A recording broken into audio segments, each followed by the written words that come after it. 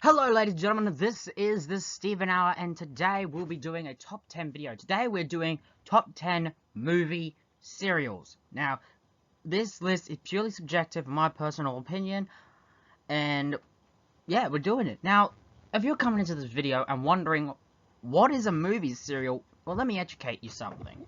Well, let me just give you at least an education-wise, or at least a trip back down memory lane.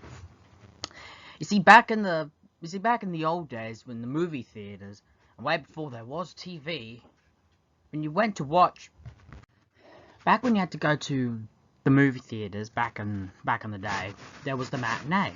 And how the matinee would go is you would watch a cartoon short, a chapter of a movie serial, then the actual movie, and of course there'll be trailers in between. Now, a movie serial is traditionally a 12 to 15 chapter story, which each chapter ending essentially on a cliffhanger, making you come back the following week to find out how your set of characters get out of the trap, and as a result, continue the story. Now, what made these movie serials great, now there was a lot of genres. There was Western, action-adventure, sci-fi, you name it. But the majority of these movie serials were actually the first ever, essentially, superhero movies, but at the same time, they were also the first adaptation of the Pulp Fiction superheroes, like the Shadow, the Spider, characters like that got their first adaptation on these movie serials. There were also characters on radio that got, adapted to movie serials too. So essentially, these were the first ever, for many of them, these were the first ever movie serials. They continued in popularity in the late 30s, throughout the 40s, but died out during the 50s because of the rise of television. And as a result, no one wanted to go and see them anymore. And they kind of are forgotten by really hardcore, and I'm doing this because I've always enjoyed movie serials, but at the same time, I just like doing top 10s, and I just thought this would just be something unique, as I've never seen anyone on YouTube actually create a top 10 movie serials list. Now, keep in mind, these are personal opinions, and that's it. They're personal opinions. These are the ones I enjoyed the most. So let's get into it. But first, let's kick off with the honorable mentions. Our honorable mentions go to The Lone Ranger, the 1938 version, because there was a sequel, The Lone Ranger Rides Again. Then we got The Shadow in 1940, a Pulp Fiction hero. We even got Captain America in 1944, and Tiger Woman in 1944. These are honorable mentions because I already knew what my top 10 were, but these are ones I enjoy, so I wanted to give them a shout out. Now, why are they honorable mentions? Well, I gave this one, now, even though I enjoy this is not really the proper Captain America. He's not fighting against Nazis, but he's fighting against the mob and their leader known as the Scarab. So that's why, and he doesn't use his traditional shield, but I really like the serial, so I thought I'd give it a shout out. The Lone Ranger, now this actually is the first time the Lone Ranger actually got an origin, and some of it would definitely be heavily adapted to stories later on. And yeah, I also like the added mystery of they have like 4 suspects on who you think is the Lone Ranger, and as the serial goes on, these suspects are getting killed off until the end when the guy really reveals itself. So you sort of have a bit of a mystery going on. And of course, this is a Western.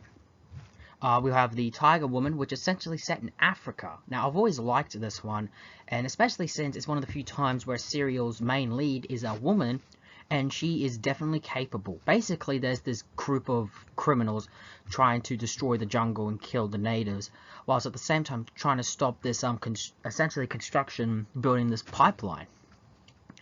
And essentially, that's it. And basically, she's trying to combat these guys, and these villains are coming up with schemes to try and maneuver around it. And of course, there is the Shadow, essentially the greatest Pulp Fiction hero of all time.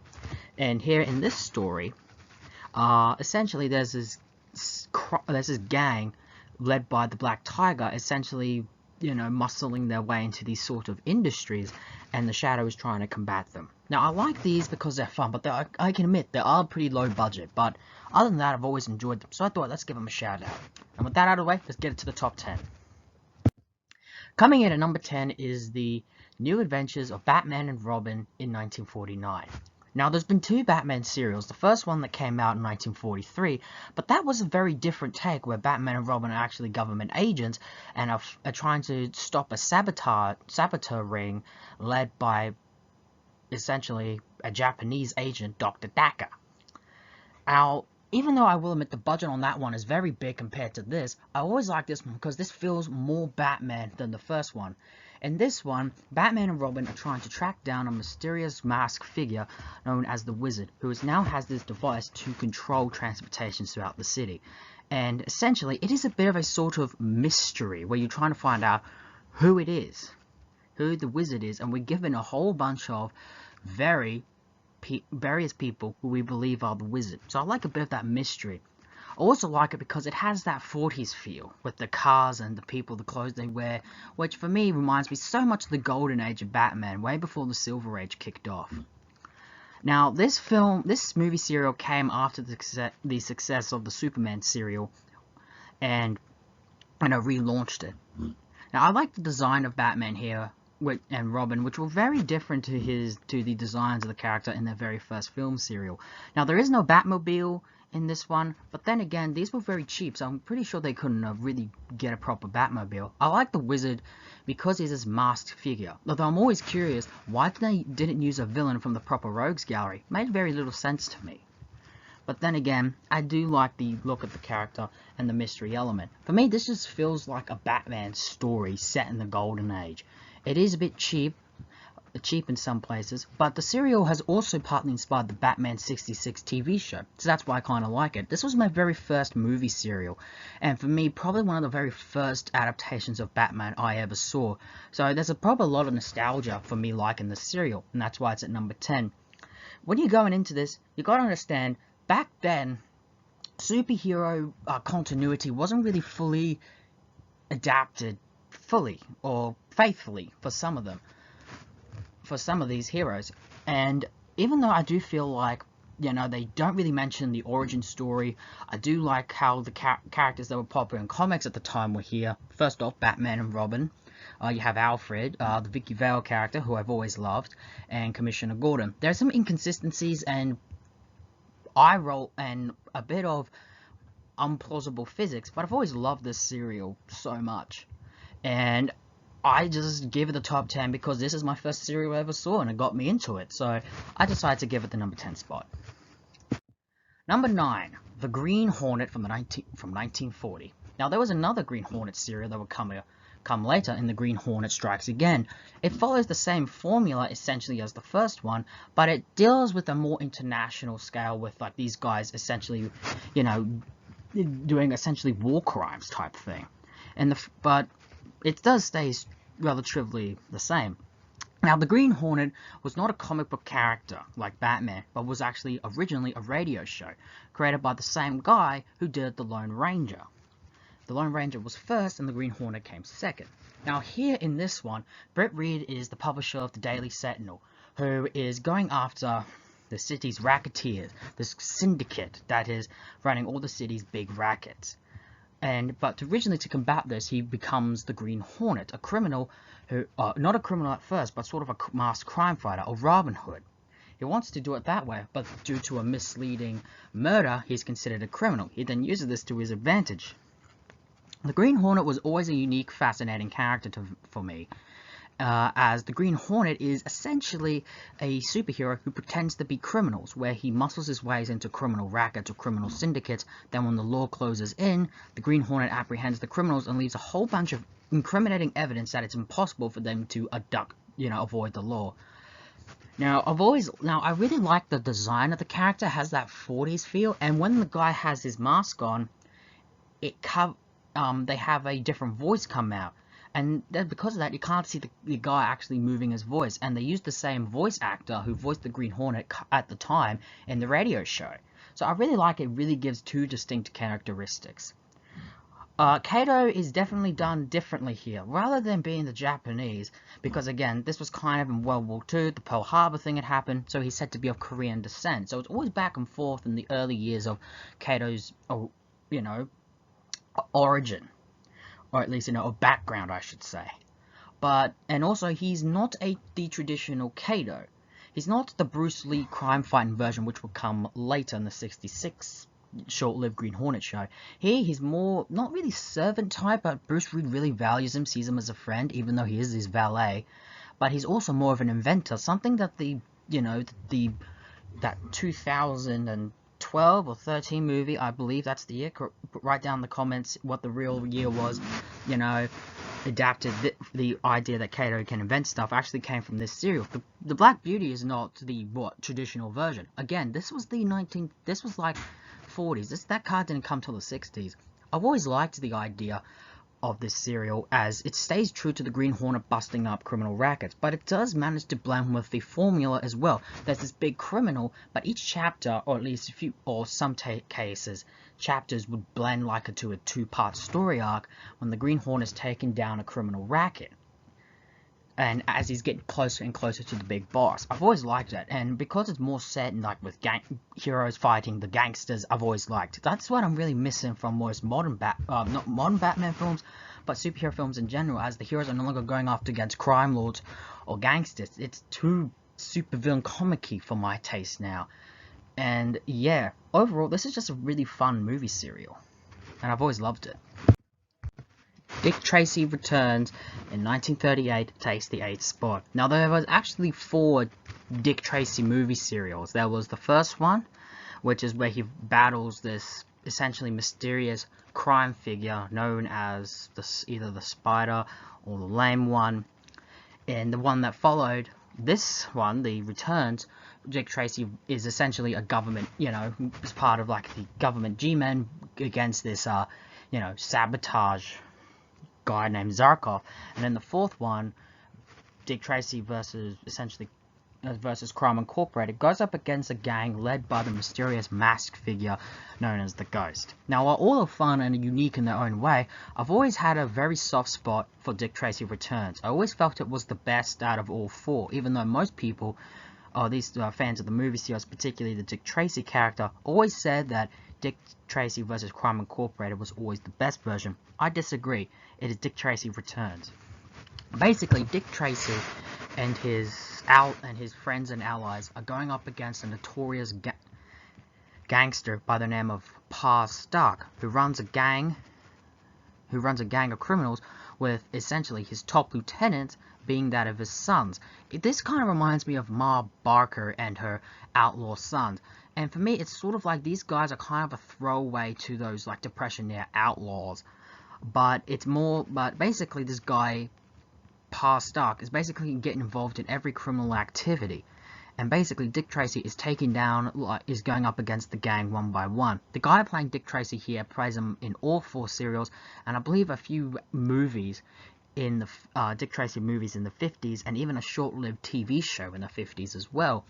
Just like Batman, no real villains from the character were actually used in the movie serials. But Dick Tracy, to be fair, wasn't a comic book character. He was a comic strip character until he eventually was so popular and he's so beloved, he later became he got into the comic books. Now, Dick Tracy is kind of a forgotten comic character, I guess you would say, as he's more well known to being a comic strip than comic book, and he's had a few movies, particularly the Warren Beatty 1990 movie, which I've always liked because it really felt like the character's world really came to life, despite the story not being as good. Overall, I just like this because it's essentially Dick Tracy going up against a gang of criminals. And I like how Pa Stark is represented here. He is a vicious gang leader, or at least in charge of a criminal gang, but I always liked, as the serial goes on, his sons do get killed off as the serial goes on. But what I've always liked about it is that that's what makes his vendetta to really take down Tracy, because he wants to avenge his son's death. He raised his sons to be big in crime, but he is loyal to his sons. He doesn't abandon them. And even when he knows that killing Tracy won't bring his sons back, he can at least have the satisfaction of avenging their deaths. So I've always liked his character for that. It's essentially what you feel that he's this, like those Depression-era outlaws who came from these poor backgrounds in the farming land and got involved in crime, but he's made a big name for himself. Also, Dick Tracy is not a policeman in these serials. He's actually he's an FBI agent, which I always found different. The one gripe I can really have with this is just the design of the character. He just wears a fedora and a suit. He doesn't wear like a trench coat, which really is, for me, is what made the character different, unique. However, the actor who plays him in these serials, I always felt he did a phenomenal job, and I've always loved this serial of the Dick Tracy characters. That's why it makes my number 8. He's definitely way better than the serial I always found was superior to Batman and a bit superior to the Green Hornet, but it takes the 8 because my gripe is he doesn't look the character. Anyway, let's get to number 7. Number 7 spot is Zoros Fighting Legion, released in 1939. Now, the Zorro character had roughly 5 serials in its 5 serials during the whole serial craze. This was the second one. 3 that came after, where, you know, the Ghost of Zorro, Zorro's son, and the Zorro's Black Whip, which is essentially an unrelated serial. I always found this one to be far better. First off, it's set more in that sort of Spanish, you know, era of the old, you know, the Spanish era, rather than the others, mostly taking place in the Old West. I never felt that was Zorro. First off, this version actually properly uses a sword. For me, I've always loved this. It's the character, the costume. I really felt that of all the Zorro serials, this one's the best, and many hardcore fans would say that. In this, Zorro has created a fighting legion to combat this evil warlord known as Don Doloro, who has his own gang of essentially criminal outlaws and the natives to start a war with the local government to essentially take over the area. Just like with the Wizard, we don't really know who the villain is as he's masked, and we give him essentially 4 likely suspects, all who are in cahoots with this whole ordeal. So, and it's sort of a who's who. I also like how Zorro is presented here. He, you know, with the Don Diego as this sort of, you know, that Bruce Wayne character being a sort of bachelor, not wanting to fight, rather stay in the, you know, fight, and essentially no fighter. He's more of a coward or wuss, I guess you would say. But when he dons the guise of Zorro, he is this fighting man. You know, the swashbuckler, which I always liked. Also got to like is how the authorities are after him, and mistaking him for being just another criminal, essentially involved with this, you know, whole, you know, Don Doloro business, even though it's clear Zorro is the only one fighting them away. I've always liked this because it's a different serial. You see, the past 3 were often set in the late 30s or the 40s. This was more of a Western. But it is a different type of Western because it's set in a completely different era. And even though Zorro doesn't have his trademark cape, I do like the design a bit. Again, you gotta understand, these serials were made on a very low budget, and majority they can get what they could. But some did manage to stick out. And considering the low budget, I gotta admit, this Zorro is definitely far better, resembles what you would expect, even though he is missing his trademark cape. And that's all I can say. Number 6, The Adventures of Red Ryder. Now, from what I've been told, Red Ryder was a comic strip character and eventually a comic book one, but he's a heavily forgotten guy. And I've always liked this better than Zorro's Fighting Legion because I felt it was new. I'm introduced to a new character I've never seen before. Red Ryder is essentially a guy who, he and his father run a ranch, but now them and essentially ranchers in the county are being threatened and attacked by a notorious gang of criminals, outlaws, with their leaders, villains who we know as Sam Ace, you know, as the second in command, and the town's local banker, who are essentially trying to run all the cattle and all these farmers off their land so he can buy them up cheap, and as a result, not just own this huge land, but the railroad's coming in and he could demand any price.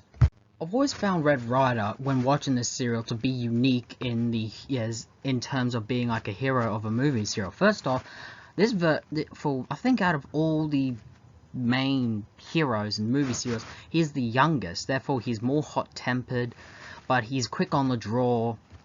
And when his friends get harmed or put in harm's way, you could see like him have more rage than I think any other movie serial hero character. Also, the supporting roster is also pretty good too, such as Cherokee is essentially a tracker and a friend of Ryder's, and of course Little Beaver, a little Indian boy who is also a friend of Ryder's. And also in the serial, certain friends of Red's gets killed. When one friend got killed and resulted him getting framed for murder.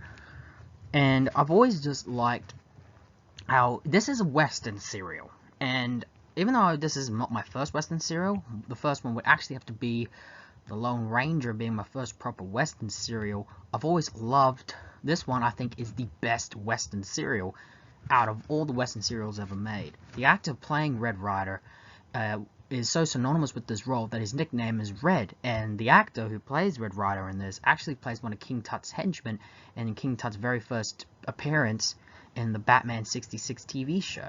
I also got to give a shout out to the villain One-Eye Cheatin', who is essentially the henchman. And whilst I do find the main villains of this serial to be almost like we've seen them before, there's an evil banker, and the evil guy that owns the bar, and his gang of hoodlums. I always found Cheatin' to be a standout, probably because he has that one eye, like eye patch covering his one eye, hence his name. But I always found the henchman to be almost far more interesting than the main villains. Overall, this is a fun Western movie serial, and for me, it's the best. And it's also different because I've never heard of Red Ryder until this movie serial. Now I like a TV show around him. Number 5, the Green Archer. This is another character I've never heard of before, and from what I've been told, he's not a comic book character at all, but a novel character. The same was Zorro. Although, to be fair, Zorro did later get adapted into comics, and has had a few TV shows and movies to his name. But for me, I think the Green Archer is just different because he's not from comics or the pulps or the radio. He's from a novel. But in this serial, a man named Michael is framed for a crime he didn't commit, but is essentially, killed. While his brother,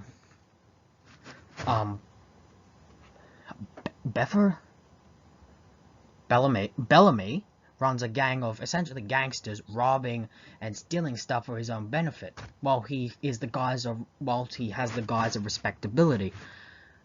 However, a insurance agent's officer is trying to take him down. But whilst he's trying to take him down, a mysterious figure known as the Archer is popping up and essentially causing trouble for Bellamy. Now, the Green Archer is trying to take down Bellamy, but there's a catch. There's 2 Green Archers. One is in Bellamy's employee, essentially a gangster dressed up as the character used for his own benefit, whereas the actual Green Archer actually helping the insurance agent Howard trying to essentially take him down. You see, Howard's trying to take down Bellamy because he believes Bellamy was responsible for the death of his brother, of Howard's best friend and Bellamy's brother Michael, but he's also believed to have kidnapped Michael's wife. So it's a bit of a mystery on who the Green Archer is, and we're given a lot of possible a few suspects on who it could be. Also, like just essentially how Bellamy's gang is unique in movie serials. While some of them are comedic, some of them turn out to be a bit of a double crosses, and some of them just shown to be loyal to Bellamy to the end, even though they shouldn't. I've always just liked this serial because it's different. Just like Red Ryder. It's different, but at the same time, I'm also interested in a character I've never heard before. When watching this, you can't help but, he reminds you of Robin Hood / the Green Arrow / Hawkeye. But I've always liked him because it's different. It is. And Howard's a unique character too. He's not a cop, he's an insurance agent, but he's on friendly terms with the police, but he's having scuffles with this captain who's constantly getting in his way, and is shown to be a bumbling idiot. Again, Bellamy's essentially get involved in all kinds of robberies for the riches, I guess. And at the very end of the serial, when he said he's gone too far now to turn back. I've always liked that line, and just shows that the character can't turn around now, but he slowly, at the end of the serial, slowly turns into paranoia and become, paranoia and almost threatening. I've always just liked this serial, and for me, it's just different, and I can't help but like the mystery on who the Green Archer is. When you find out who he is, it makes sense, and you realize, oh, you could have seen that coming, but at the same time, you're still invested as you're given possible other suspects. Number 4, The Phantom from 1943. Interesting, the guy playing the Phantom here, the actor also played Captain Marvel in the Captain Marvel movie serial, although these days the character of Captain Marvel is known as Shazam. In this serial, the son of the original Phantom has to come in and take place of the original Phantom to stop this gang of criminals who are threatening peace in the jungle and up to a nefarious plan. Whilst at the same time, he has to protect his friends who are essentially on an expedition and try to keep them out of danger, whilst also trying not to reveal his identity. I've always heard of the Phantom, and I think I used to have a very old comic book of it back in the day. But for me, the very first time I was introduced to the character was not the 90s film, but was actually this serial. I like the jungle location here because, I think this is like the first, this is a serial that takes place in the jungle. It's not a western, nor is it like in an urban atmosphere like in like a metropolis or a city. For me, it takes place in the jungle. I like the dog Devil, who was just a nice little fun addition. The other supporting characters are what you expect: a man who's trying to find archaeological finds for the benefit of science and history. There's the usual there's the woman who's keep getting herself into trouble, but she's headstrong and independent. Then there is the husband or slash fiance, who is essentially in it for nothing more than the cash, for the trip. So basically, the Phantom is trying to prevent this gang for essentially trying to disturb peace in the jungle and what they are up to, whilst the archaeological expedition is trying to find the lost city of Zoros. And of course, we get to meet a few other tribes in the area. I like how it's set in the jungle. It has that different feel in the 30s, and also the legend of the Phantom is really used throughout the serial, which I always liked. I've always liked the action scene, the fight scene, and how he's using like the stealth to really take out like these criminals. And for me, that kind of reminds me so much of Batman and the Ring. Again, even though I had a comic strip of comic book of the Phantom, I never really understood the character. This serial really gave me a broad mindset into the character of what he is. And how the legend of the Phantom identity is passed down through the years, with the son taking over the role and essentially becoming a sort of legend in the jungle, which essentially people don't really believe him to be nothing more than a showman, but he's proven to be an actual person, it turns out to be real in a way. For me, this is just a really fun serial, and for me, I love it because it's my first introduction to the Phantom character, and I feel it is far better than the 90s film. Even though it is good on its own merits, I feel this just really explained the character to me more than that film. Number 3, Superman from 1948. Now, Superman is the first comic book superhero, and has a few radio shows to its name. But this is the proper first live-action version of the character, way before the 50s TV show, way before the animated cartoons, and way before the movies. In Superman, we get the origins of Superman, how, he was born on a planet of Krypton, but when the planet was about to be destroyed, he was put in an escape pod and sent away while the planet was doomed to die. He lands on Earth and grows up with the Kent family and is given the name Clark Kent. After an incident where he saves a reporter, Lois Lane, and a photographer, Jimmy Olsen, saves them, he then becomes the talk of the metropolis area, and becomes Superman, where he gets involved in all, taking down crime activity, whilst at the same time earning the trust of the government to protect this device. But whilst this is happening, he's also come into conflict with a criminal syndicate ran by the Spider Lady, who was essentially a masked female gang leader who essentially has no real spider gimmick, but essentially controls a large gang. I've always loved. Now, there's been 2 Superman movie serials, and this rejuvenated interest in superhero movie serials in the late 40s, and also was part of the reason why the Batman and Robin movie serial was ever made. For me, this is perhaps I've always loved this. Now, and just like with other complaints I've always had, the villain of the piece is a character created specifically for the serial, but has never, ever existed out in the comics. Though, to be fair, in the second one, we actually get to see an actual villain from Superman actually appear, a criminal known as the criminal Lex Luthor, who was teamed up with a masked criminal known as the Atom Man. Now, even though that second serial I was thinking of putting in place, I've always liked this one. For me, it's just good. We get to really see Superman's abilities, how he can fly, the bullets bouncing off him, the double persona, the supporting characters, Perry White, Jimmy Olsen, and Lois Lane, all presented well in ways you would expect. Lois Lane is a female photographer who always wants to get the story first and doesn't care about double-crossing her friends to get to it. Jimmy Olsen is a nice guy who takes photography and is, of course, on good terms with, is good friends with both Lois and Clark. Perry White is the boss of the place and values Clark, and is shown not to be a overall total bad guy.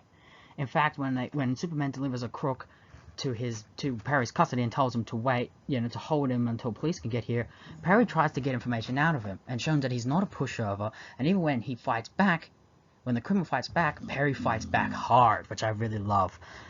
Overall, I just liked how this feels like Superman in his... Just like Batman, this was a time period in the 40s where I felt that these superheroes were really getting off the ground. And I'm really upset that, for most modern superhero movies, we can't go back to the 40s. We can't go back to the 30s when these characters were taking off. For me, this is just, a perfect adaptation of Superman of his time period. And that's all I can say. It's a really good serial. Number 2, Spy Smasher, released in 1942. This is a superhero that is not very well known, but he is well known. Well, he should be well known, and he is essentially a DC character. He now belongs to DC. Spy Smasher is essentially a government agent, at least an unofficial one, going up against Nazi spies. So this one is set heavily in World War II, unlike other serials, like most serials were at the time. And basically, Spy Smasher essentially comes to America after escaping death in Nazi Germany, and after getting reacquainted with his twin brother, who the twin brother believes to have been died, the two then form essentially bonded an alliance to take down this new Nazi spy ring led by the masked terrorist known as the Mask, who essentially is who kind of reminds you of...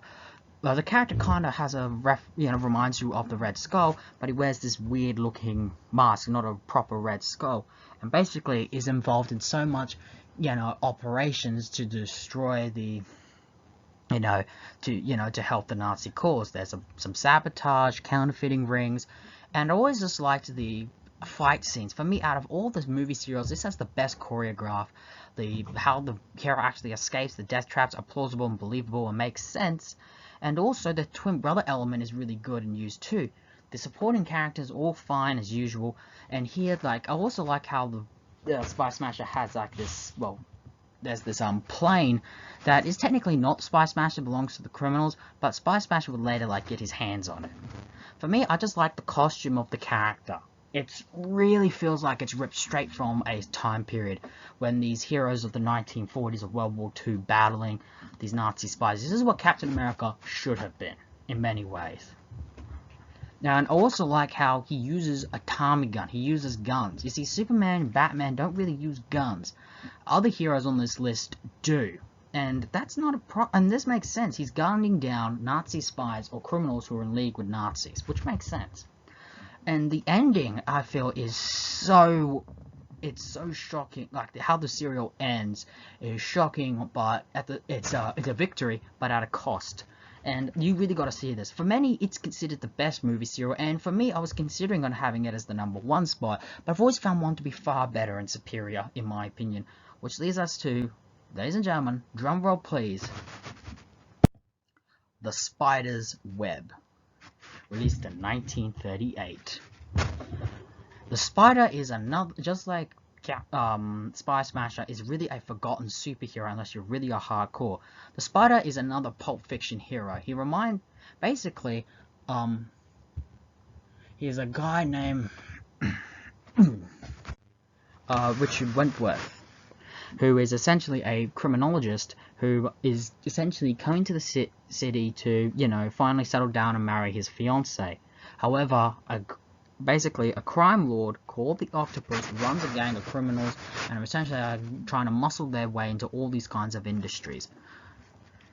And whilst they are trying to take down Richard Wentworth, they're also in league with the Spider, who the cops believe he is a criminal, even though it is proven that he is a hero. But the Commissioner Kirk has always seen the Spider as a murderer going up against other murderers. I've always liked the design of the Spider, with that, he has a sort of the shadow feel, but with that cape having more of and the mask having a sort of webbing look, and walking around with those two guns. This version of the character, the design was introduced specifically for the movie serial, but it was so big that later adaptations would take the copy that was presented in the serial and reuse it and use it ever since. I've always liked how the leader of the gang is a criminal known as the Octopus, and from what I've been told, actually appeared in the movies, appeared in the Pulp Fiction comics, and he is essentially runs this gang of criminals, and we don't know who he is. He's a masked figure. We're given a few suspects, and I always liked how, I think out of all the serials, this feels grand and action-packed, and it was a huge hit at the time. It was so big it got a sequel, The Spider Returns. Even though I always felt that this one was definitely hands down better, and I really feel that he's really going up against a crime syndicate, as usually with most serials that'd be like a certain group amount of criminals, but this feels like nearly every gangster in the city is working for this guy. And I always just like the looks of the Octopus, and even when he's having a conference with these gangsters, they're always wearing these robes. I always found it pretty cool. And also, to get criminal information, he does a sort of what you would expect from Batman when he uses the Matches Malone disguise to, integrate himself with other criminals. With the Spider, he is a gangster known as Blinky McQuaid, with whom every gangster knows in the city, and even gets involved in some of the gang's criminal activities. He's well liked by other gangsters, and for me, I've always found this just to be a really good serial. It's pretty much like, it feels like it is really sums the superheroes of the 30s and 40s, with these crime fighters going up against these criminals in this time period. The cars, the suits, the action is pretty cool. The death traps are pretty cool as well. And I like how this is a person I've never heard of before. I've always loved the look of the character, and for me, he's definitely the best out of all the movie serial. This is definitely the best movie serial, and he's definitely the best movie serial superhero. The Spider reaches the #1. And that's my list. What do you think? Do you agree with me? Have you even heard of this movie serial? Have you ever seen a movie serial? Well, write down your opinions in the comments on what is your favorite movie serial, and if you haven't seen any of these, go and look them up. Most of them are on YouTube, and you can actually watch them in their entirety. And when you do, you'll be transported to a time period that is forever lost to the modern superheroes. This has been the Steven Hour, and it's been an honor to present this top 10. So long for now, and have an awesome day.